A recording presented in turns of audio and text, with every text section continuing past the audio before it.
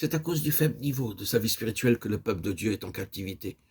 L'ennemi sait que Dieu n'a pas d'autre instrument pour le représenter sur la terre et il ourdit un complot de grande envergure pour attenter à la vie de son peuple et supprimer ainsi le témoignage.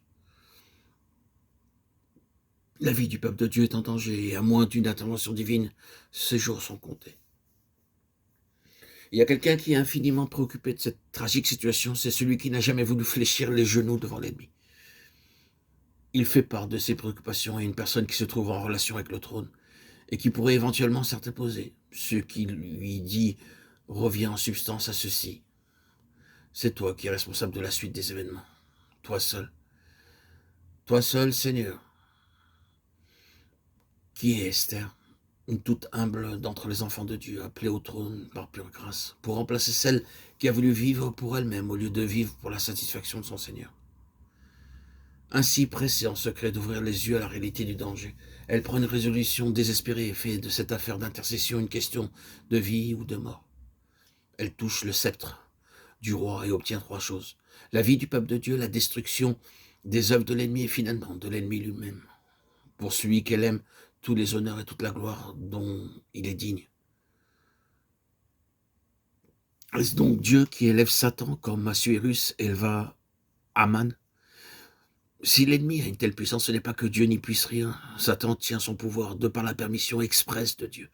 Et Dieu agit ainsi simplement, pour démontrer à quel point son témoignage est indestructible et combien aussi la puissance de la prière dépasse infiniment la puissance limitée accordée à Satan pour un temps.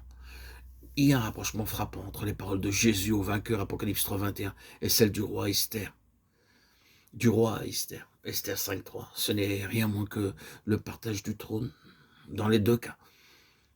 Et qu'est-ce que Apocalypse 12.11, sinon Esther reproduite en termes spirituels? À l'heure actuelle, la vie spirituelle du peuple de Dieu est l'objet d'une haine implacable de la part de l'ennemi. Il a un plan savamment conçu pour faire échec au triomphe de la vie divine et à l'enlèvement de ceux qui veulent être prêts.